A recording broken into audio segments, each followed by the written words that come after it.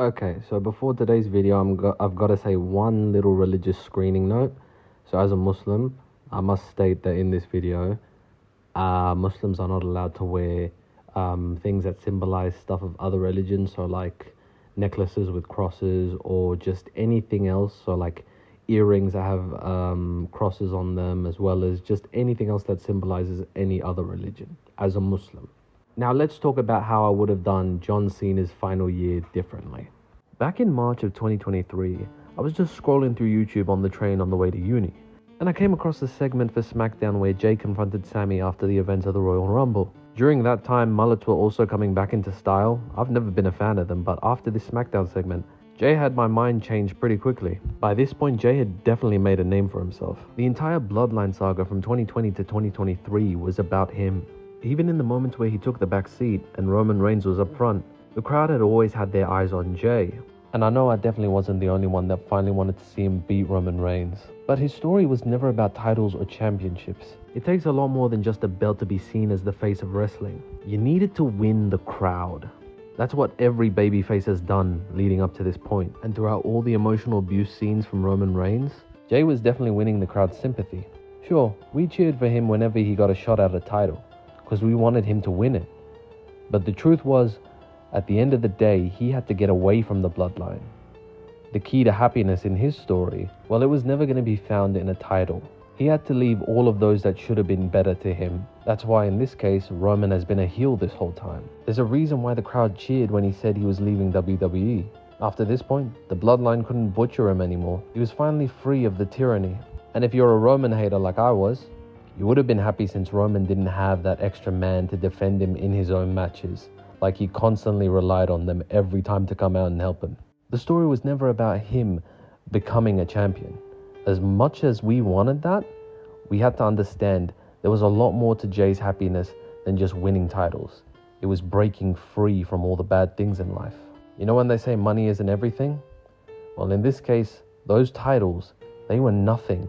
If Jey wasn't truly happy with the circumstances around him, those titles would have done nothing to make him feel better. After this, it transitioned into his golden boy phase. He had won the crowd for a solid year after that point. Whenever he entered an arena, he made a presence like no other. He was truly on his way to becoming the face of the company. But a lot like I said before, money isn't everything. And it can definitely be related to the concept of the want to have those championships. The want to have your legacy forever set in stone and nothing ending it. But Jey here had finally learned the lesson, which means he wasn't going to go back to being a heel. If anything, he solidified as a babyface. They literally had him in Hulk Hogan colors. And whenever the odds were stacked against him, it was the crowd that had his back. That's how he ascended. That's how he got his championship and has a stronger hold onto it now, along with the crowd's support. The crowd is everything to a wrestler's career. And at this point in the story, there was another legend that just lost the crowd. After a long, unfavorable run in 2023, John Cena had returned in 2024, saying that 2025 would be his last year, but he hopes to make it the best year ever. Then, right after, at the Royal Rumble, he loses to none other than the new face of the WWE. The new guy that has all the merchandise in all the different colors that he once had, signed to his name, cashing his checks. John Cena, by this point, he had lost the crowd. He should have turned heel the moment after that Royal Rumble ended.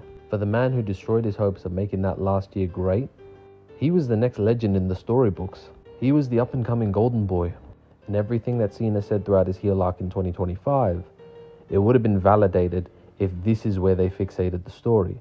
Because by now, Cena slowly feels that crowd leaving him, forgetting about him. His career is up on the wall, up with every other guy that has came before him. And he just dives further and further into his own anger, losing the crowd, becoming the new villain. Nah, fuck that. I'm gonna get that little motherfucker myself. See you and Diamond? Been playing games. There was a promo where he called the entire crowd a toxic relationship. And it's all in the wrestler life cycle. During their prime years, they're like Superman. It's like nothing can go wrong. They're at their athletic peak and everybody loves them. But when it's time for them to leave, people get bored. People look for new options. People see the new champion and their former prime greatness it becomes a distant memory to the crowd. Cena once said something in a promo in either 2023 or 2024 to the crowd, believing he never had it the way he used to. That inferno that we saw in him for a good 25 years. He mentioned that time was slowly extinguishing those flames, but he still had the crowd here. They still cheered him on. They were still upset that he was willing to basically give it all up in that moment. People started getting scared. See, that's the power of a babyface. There's a reason why we cheered on Cody Rhodes even after he lost to Roman.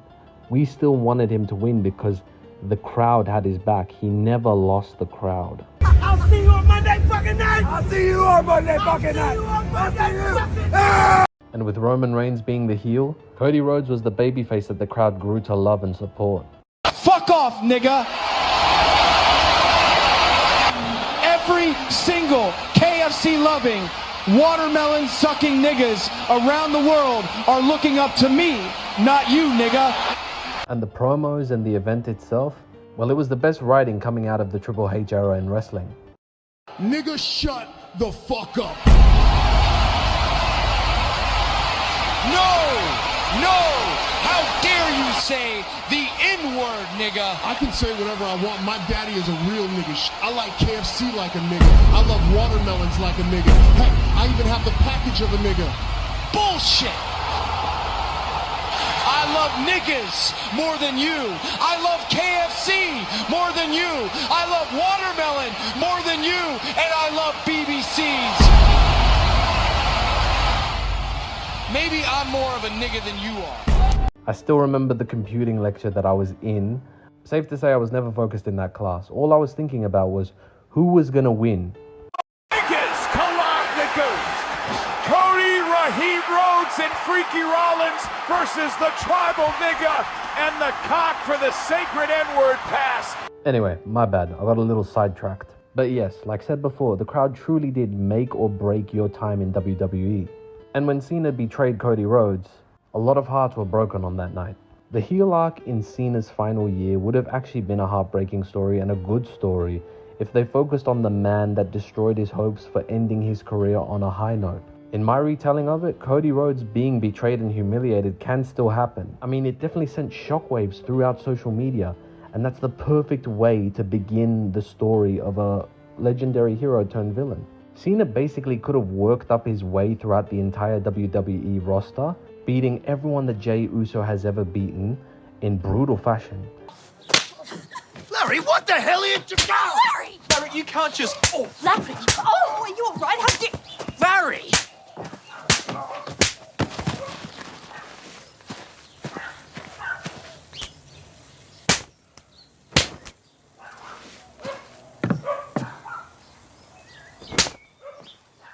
Righto, what's going on here? Oh, sir, I'm arrested. Oh! Arrest! Oh!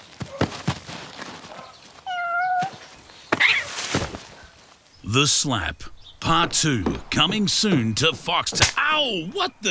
As he's trying to make a statement, he doesn't want to go out of this WWE legacy mediocre. Being a tag team champion, Jey has had a lot of beefs throughout the years, and Cena could have easily filled several main events with those opponents. And there could literally be segments backstage where everyone that Cena fights, they act as if they're more broken than they've ever been in their careers. They all leave him on the same warning. Cena's taking it to the limit this time. No one's ever seen him like this. Barbara, I don't know if you can hear me.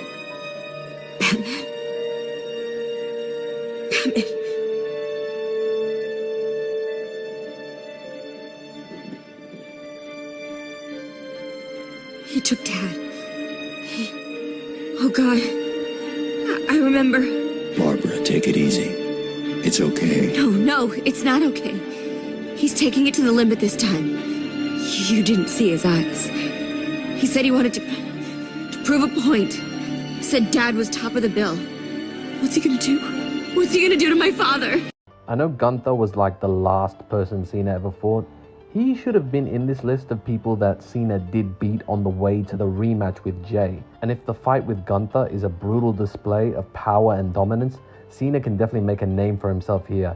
demanding he gets that rematch with the new Golden Boy. He's going to make sure that everyone remembers him. And the story comes to a pretty climactic ending in which everyone in Jey's circle of friends and family has a fight and gets brutally destroyed by Cena. And after each loved one and ally that he beats, he sends Jey a very sadistic and threatening message.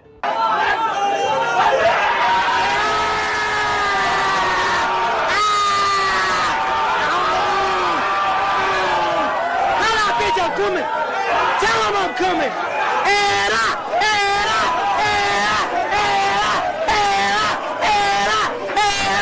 Get the fuck out of here! Whoa, calm down, Jamal. Don't pull out the 9. And it all ends with a brutal final bout. And in my retelling of this story, Cena actually ends up winning and butchering Jey Uso. You're feeling it now, aren't you? What the rest of us live with every day. Your own mortality. Don't worry, you'll survive. The kryptonite will work its way out of your lungs soon enough. Bruce, your heart.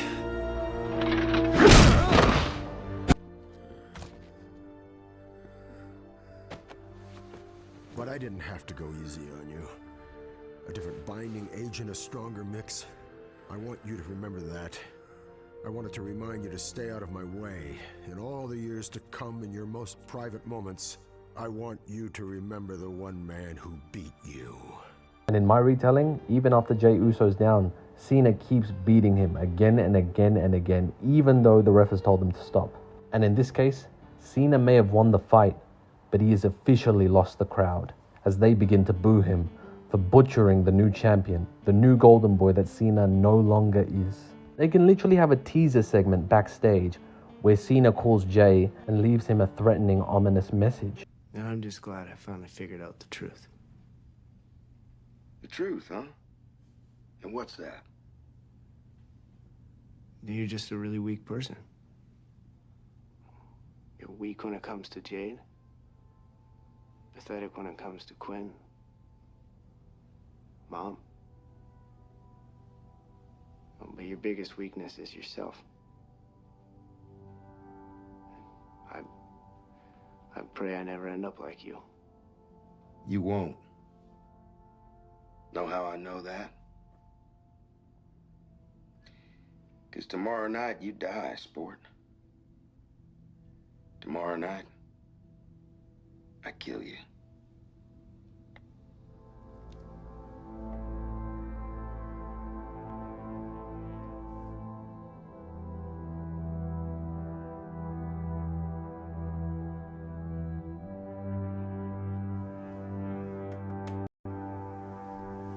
And a lot like how Jey stole his victory at the beginning of the year, Cena butchers the champion we've all grown to love over the last 5 years.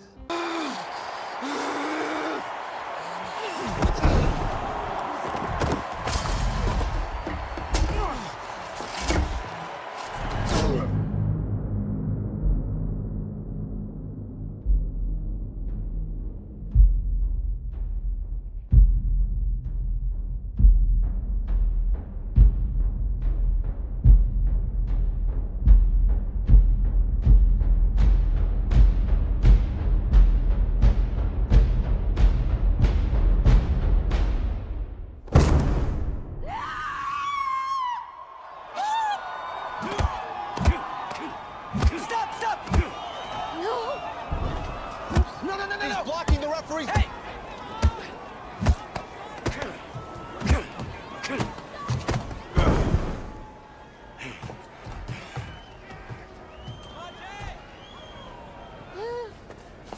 I hope Jed is okay. This is not a good moment right now.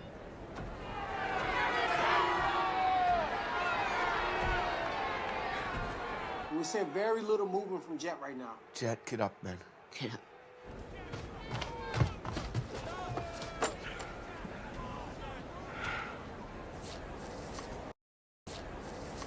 This is a scary moment right now. What's going on? Jet. Get up, man. Hey, Jet. I'm sorry, man. I can't allow you. Guys, let her in. Let her in. Jet,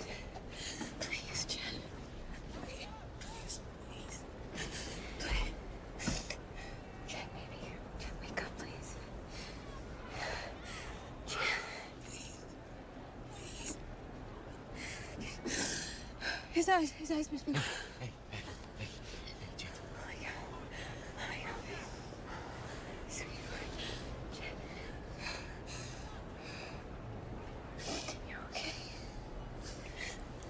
Yeah, lost.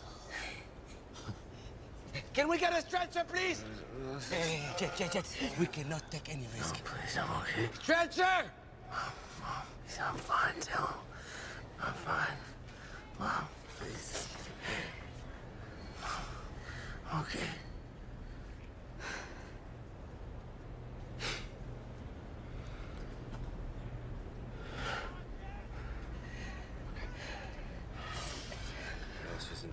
Hold on.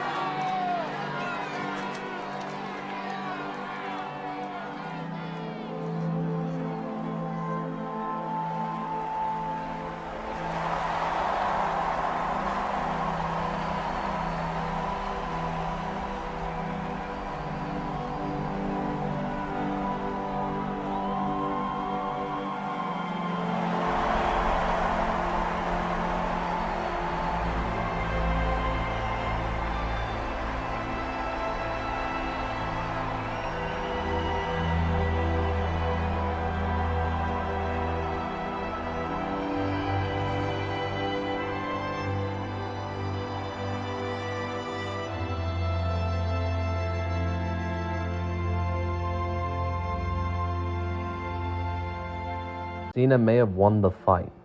He may have won the war. He may have won the championship belt. But he lost the crowd. And in that empty, shallow win, he lost everything that made him great. And Jey gained something more valuable than any type of belt. He won the thing that Cena lost a long time ago. The love of the crowd. And there's still more story to be discovered. Years down the line, John Cena is still slandered online for the foul play that he showed in that match. And he's still pathetically jealous of Jey over the career that he never had.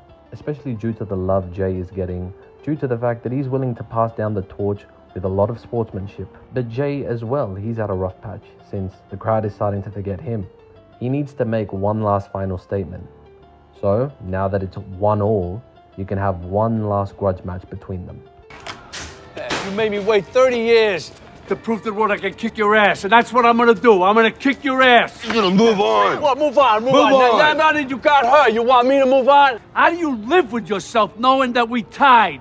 How do you, that there was no grudge match? You never beat me. I was there. No. He kicked your ass. He didn't kick my ass. He knew I wasn't ready for that fight. I lost that fight because I was out of shape. The first one, I kicked his ass because I was in shape. You're pathetic. You're pathetic. Tell her. Tell her. He wasn't ready. Yeah. See? So you were afraid of that third fight? Not even a little bit. I was gonna knock you out. Well, let's do it now then. Look at us. Yeah. What are you talking about? Look at us. Yeah, look at us. We're not dead. Everybody's laughing at us. The whole world's laughing That's right. at us. But we're not dead. We're not dead. In fact, this whole thing has made me feel more alive than ever. You? What about you? Please, I'm begging you. I'm begging you. This is our last chance. Let's finish this once and for all. Come